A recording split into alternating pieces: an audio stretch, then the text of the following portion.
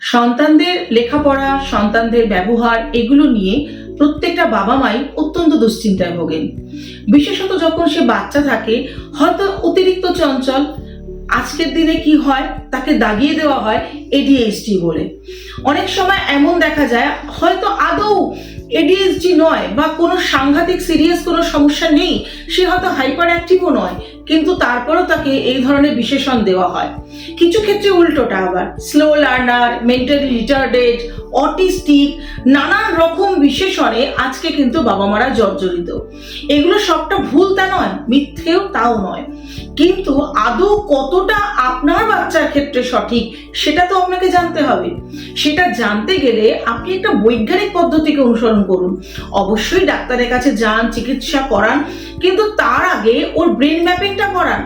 কি নিয়ে জন্মেছে, ইনবর্ন স্ট্রেংথ এবং উইকনেস জানুন। ওর inborn IQ, EQ, SQ, AQ এগুলো তো জানুন। আইকিউ সম্পর্কে তো সবাই জানেন, বুদ্ধিমত্তার পরিমাপ। ইকিউ হচ্ছে মানবিক গুণের পরিমাপ। সিকিউ, একিউ আরো অনেক রকম কোশ্চেন কিন্তু রয়েছে, যেগুলো আপনি 10 আঙুলের একটা ছাপ নিয়ে বাচ্চার, সেখান থেকে ব্রেন ম্যাপিং করে আমরা কিন্তু আপনাকে জানাতে পারবো। আপনি যদি মনে করেন এই ব্যাপারে ইন্টারেস্টেড, আপনার বাচ্চাকে আপনি হাতের তালুর মতো চিনবেন, জানবেন এবং সেই মতো তাকে গাইড করবেন ভবিষ্যতে বড় হওয়ার জন্য, আমাদের সঙ্গে একটু কথা বলুন।